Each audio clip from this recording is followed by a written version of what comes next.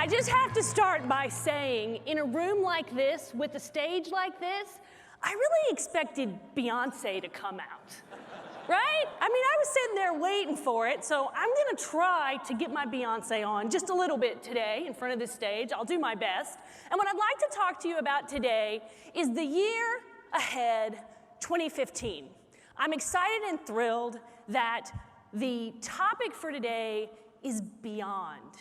The topic for today is beyond because it fits perfectly with my concept and my idea that number one, the takeaway that I want you to have is that the US economy and the global economy for the most part has moved beyond the financial crisis of 2008, 2009.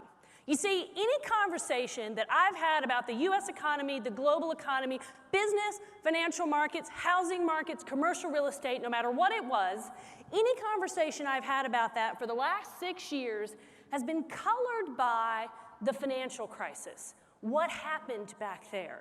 You couldn't talk about the economy without talking about that.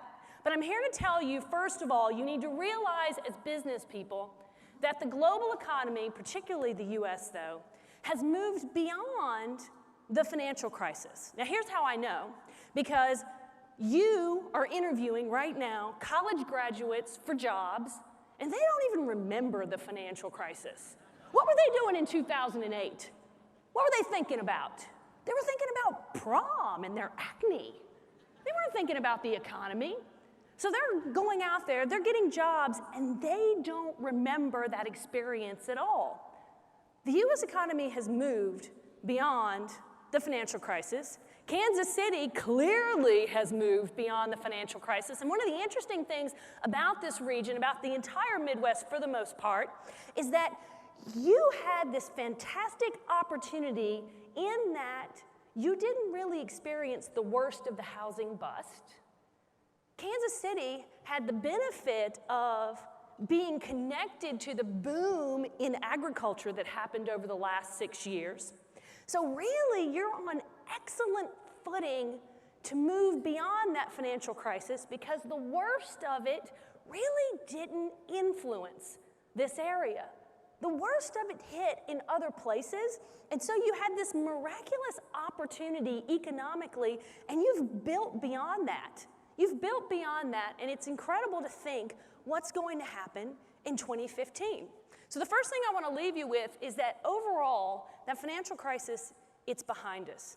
And when you think about the year ahead and what's likely to happen in 2015, you have to realize that 2015 is something I've been calling the year of normalization.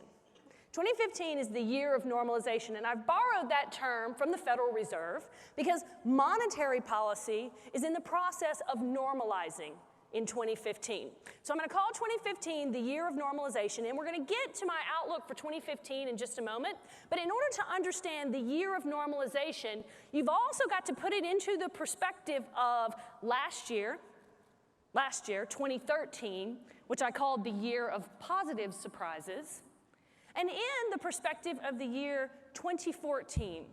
Because 2014, at a headline level, I've been calling it the year of fear.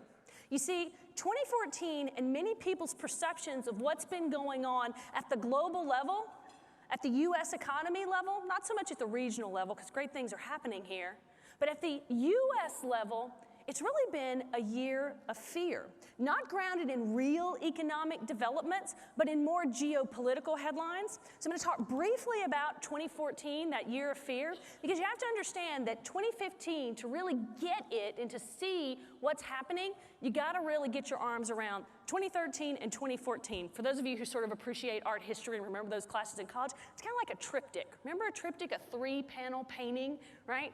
To understand this 2015 year, you've got to put it into the perspective of 2013, the year of positive surprises, and 2014, the year of fear. So let's feel good for a minute and talk about 2013, that year of positive surprises. So if you think about last year, we were going into last year, and the US economy was entering a very sort of precarious phase. The year 2013 began with sequestration. Now remember sequestration? For For those of you who live in this town, you know sequestration isn't something that you do to cattle. Sequestration, actually, was a process by which there were going to be massive mandatory cuts to government spending, particular types of government spending, defense spending, non-mandatory spending. But the U.S. economy in the early part of last year was facing sequestration. There was a lot of concern out there that there might be a recession in the U.S. last year. Well, I got to ask you, did that happen? Was there a recession in the U.S. last year? No. In fact, the U.S. economy managed to grow by 2%. Managed to grow by 2%. Now, for those of you who follow the numbers carefully, 2% is not that much of an impressive number, but it came in a year when government spending fell by the most that it's fallen since the end of the Vietnam War. Last year saw the biggest cuts to government spending that the U.S. economy has seen, quite frankly, in almost my entire lifetime. Big cuts to government spending, but you didn't see a recession. Now, the interesting thing is, I think it's actually possible that the environment is stacking up to look very much like it did in the late 1990s.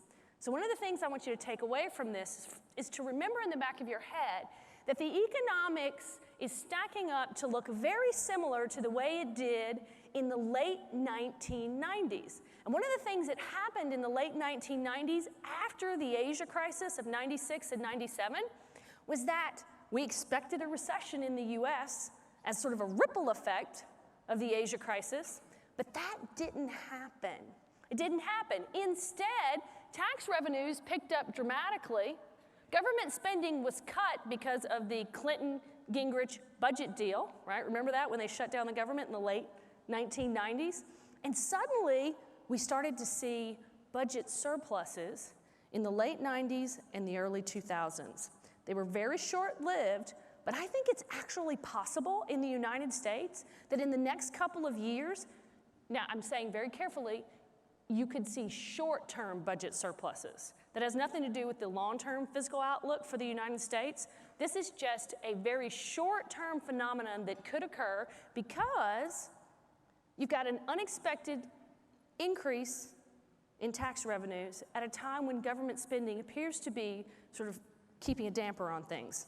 So the year 2013 started out with that sort of first positive surprise, which was that the U.S. economy managed to grow faster than anyone expected. Housing markets began to improve pretty dramatically. It was a good year for housing in 2013. Again, better than anyone expected. The lid stayed on inflation. Interest rates stayed remarkably low. But think about it. What was the biggest surprise of last year? I would submit to you that the biggest surprise of last year for most people economically had to do with financial markets.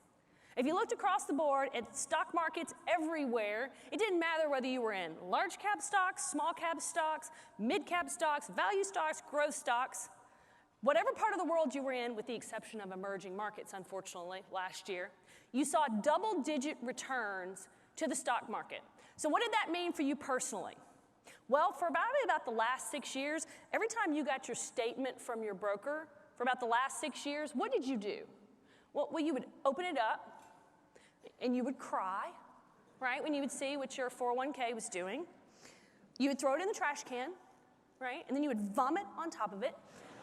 And then you would think to yourself, well, I'm never going to get to retire, right? But did that change for most of you last year? I suspect that it did. Last year was the year when your portfolios sort of returned to normal. They got back to the levels that they were. It was the single biggest surprise of 2013, of last year, the behavior of financial markets. Now, let's talk for a moment, and we're not going to dwell here too long, because remember, I called 2014 the year of fear, and I don't know if you figured this out, you people in the back row. I'm a natural optimist. Can everybody tell that? I'm not a glass half full person. I'm like, the glass is full. My glass is spilling over, okay? I'm a complete optimist. So I don't want to dwell too long on 2014, because I do believe that it has been dominated by headlines that were primarily geopolitical. It's been dominated by a year of fear. And it started out in the first quarter of 2013 when the weather was absolutely abysmal in the United States. And so you saw flights delayed, You saw stores closing. You saw automobile sales drop just to nothing, because who wants to go out and look for a new car if you gotta like scrape the snow off of it just to get a good look at it?